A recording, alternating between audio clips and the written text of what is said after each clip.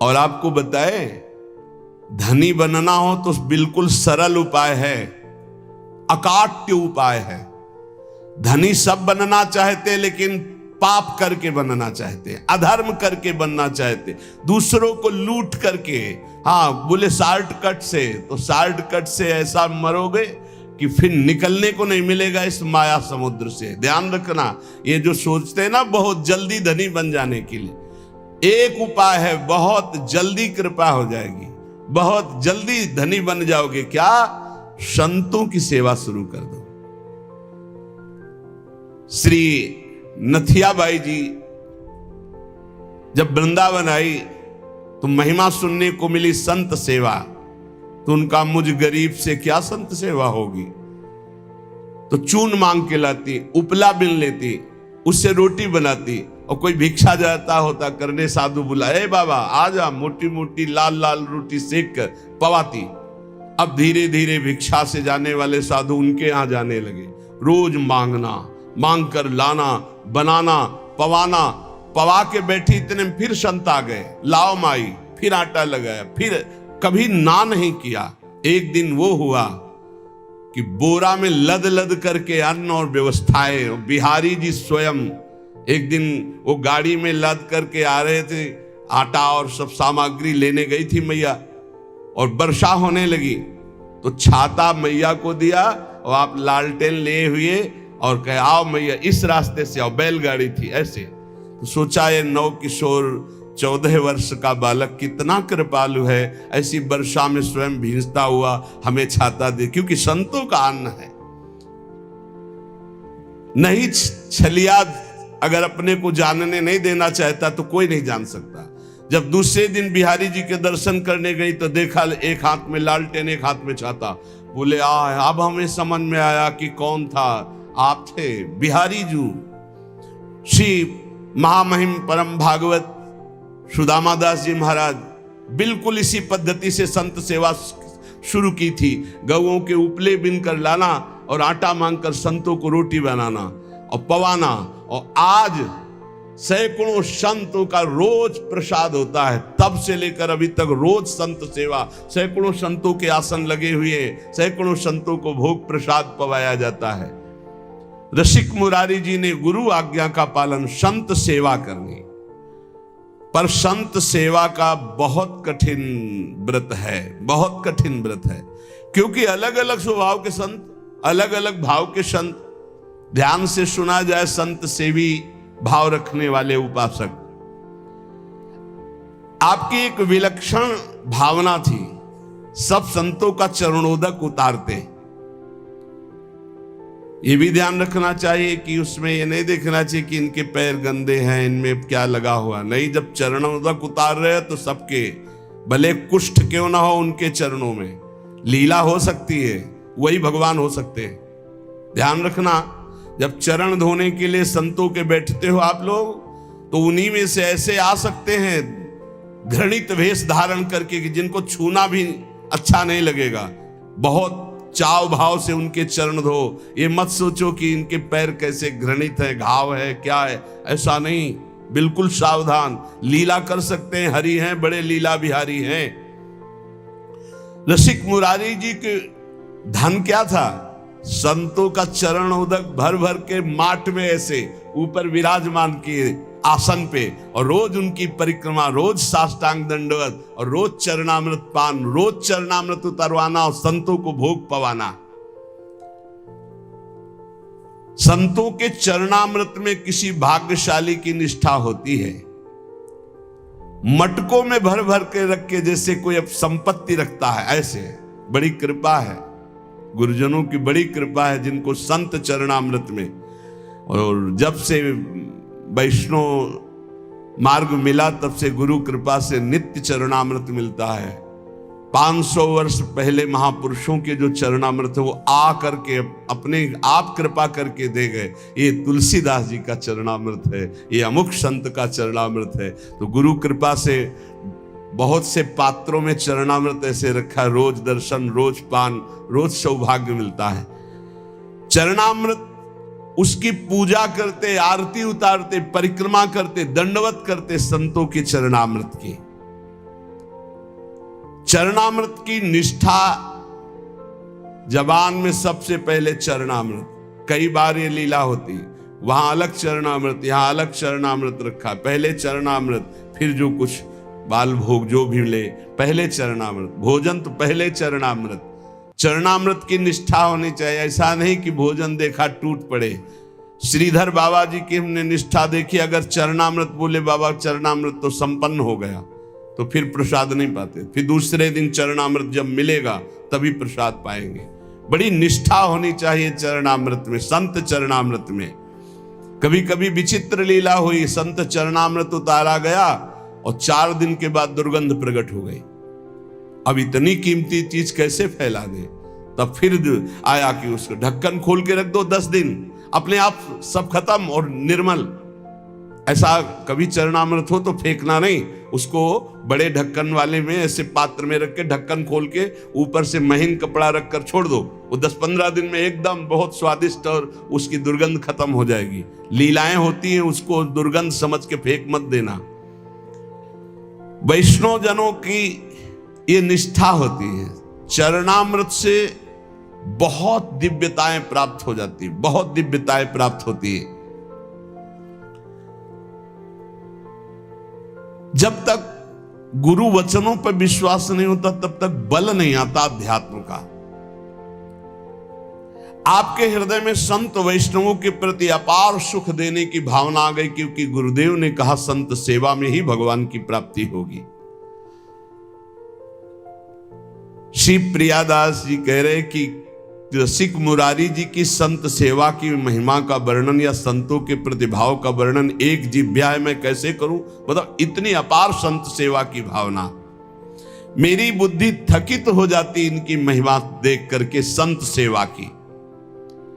आप बड़े समारोह से श्री गुरु उत्सव मनाया करते थे, उसमें पूरे दिन कथा कीर्तन सत्संग भोज भंडारा होता रहता था, सब संतों को बड़ा सुख प्रदान करते थे। यह उत्सव 12 दिन तक लगातार गुरु उत्सव चलता, 12 दिन भक्तों की भीड़ रहती, जो देखने में अत्यंत आनंद प्रदान करने वाली होती है।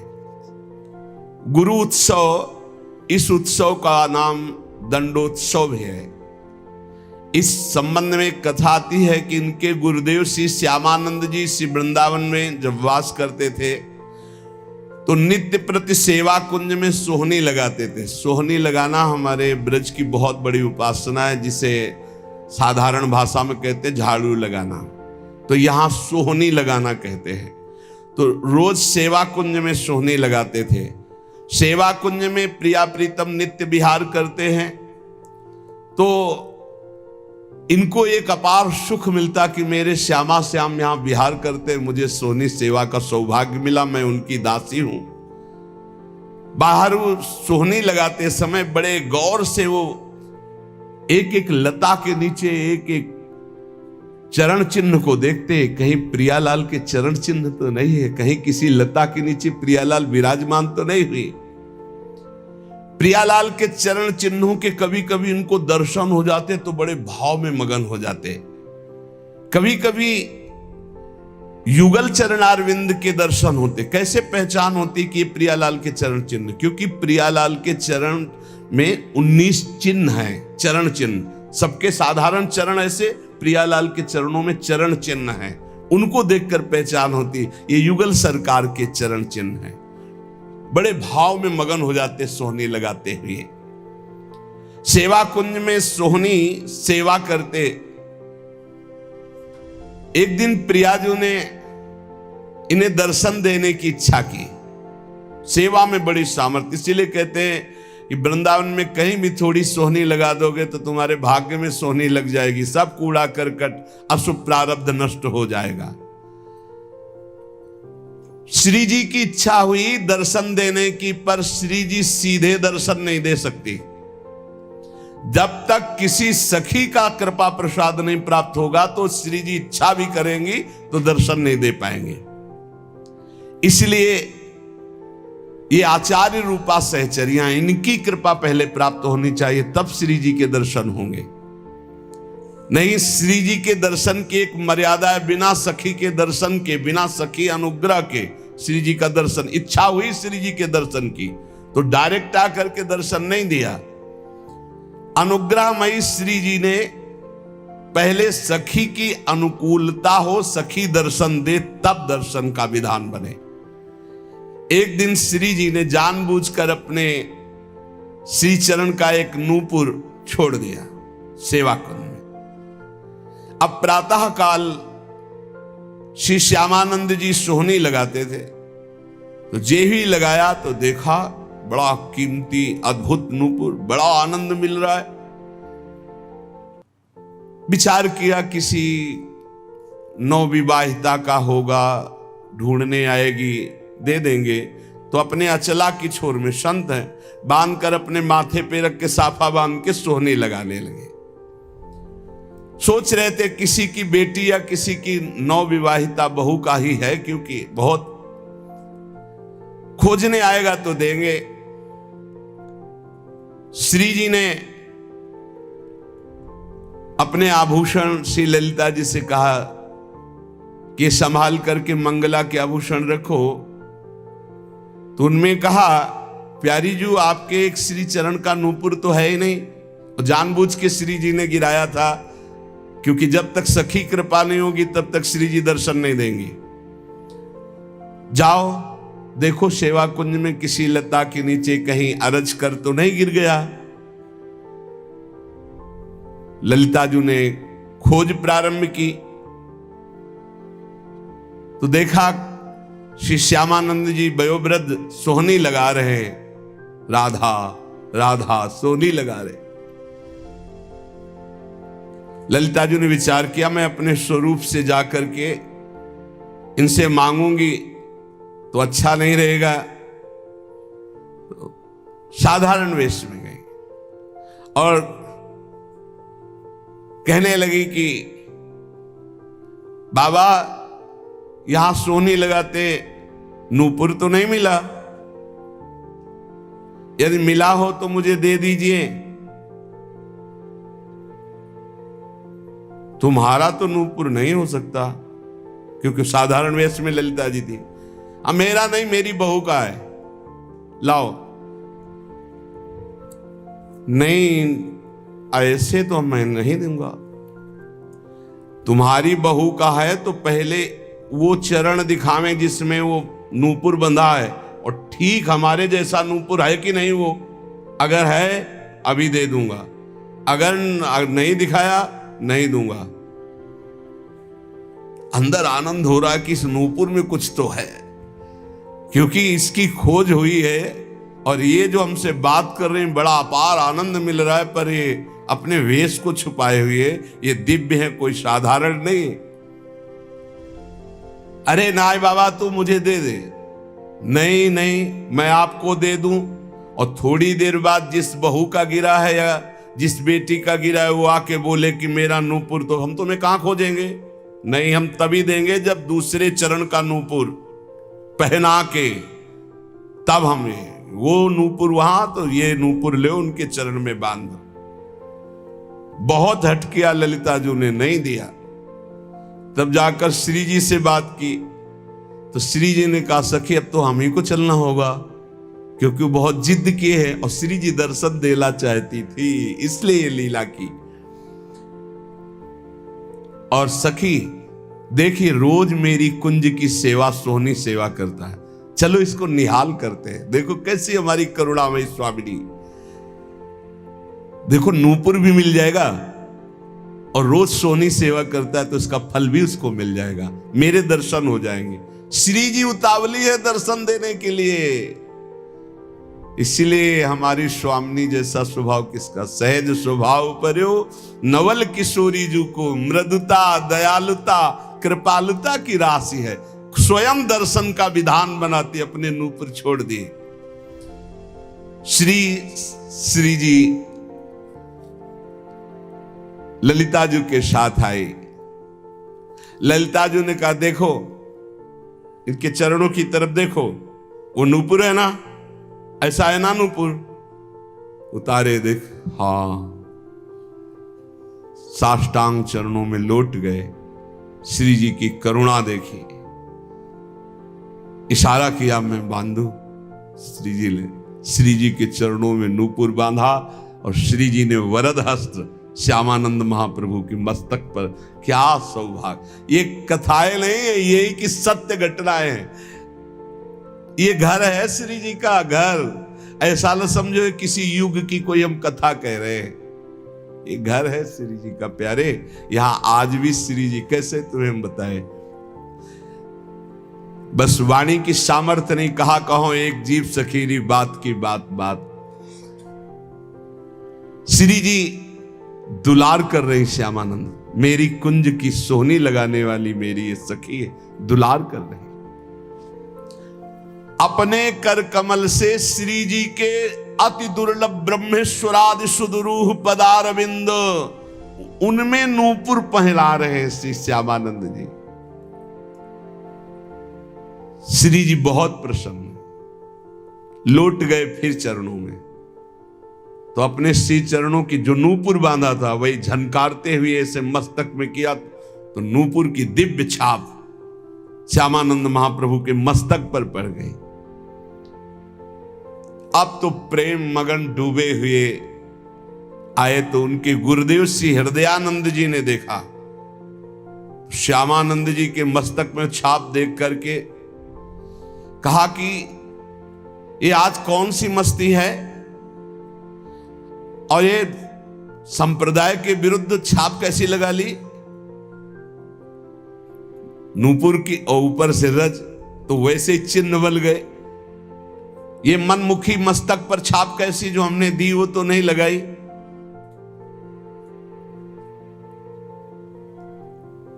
अब उन्होंने जानबूझकर थोड़ी, ये तो श्री जी का कृपा प्रसाद प्राप्त हुआ था। उन्होंने कहा कि ये मनमुखी छाप गुरुदेव नहीं है, ये इष्ट देव ने छाप लगाई है। डांट करके कहा नहीं नहीं, ऐसा लगता है, देखो ध्यान से समझने की बात है कि भला श्री जी ऐसे कैसे।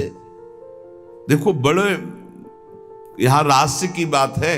यदि दैन्य होकर आप भगवत आराधना में हो तो गुरु को भी पता नहीं लग सकता, ऐसी शिष्य की ऊंचाई हो सकती है।